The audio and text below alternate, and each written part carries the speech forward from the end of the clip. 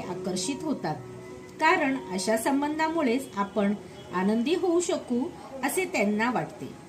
जीवनाबद्दलच्या अशा अंध कल्पनेमुळे त्यांना भौतिक सुखाच्या कारणाचाही विसर पडतो.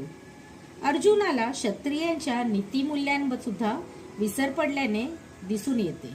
असे सांगितले जाते की दोन प्रकारचे व्यक्ती, उदाहरणार्थ श्रीकृष्णाच्या प्रत्यक्ष आज्ञेनुसार युद्धभूमीमध्ये लढता लढता मृत्यू पावणारा क्षत्रिय आणि आध्यात्मिक जीवनाला पूर्णपणे वाहून घेतलेला संन्यासी, या दोन प्रकारचे व्यक्ती मृत्यूनंतर शक्तिमान आणि द्वैदीप्यमान अशा सूर्यलोकामध्ये प्रवेश करण्यास पात्र होतात. नातलगांची तरी सोडाच, पण स्वतःच्या शत्रूची हत्या करण्यास अर्जुन टाळाटाळ करीत आहे. ज्याप्रमाणे एखाद्याला भूक नसेल तर त्याचा स्वयंपाक करण्याकडे कल नसतो, त्याप्रमाणे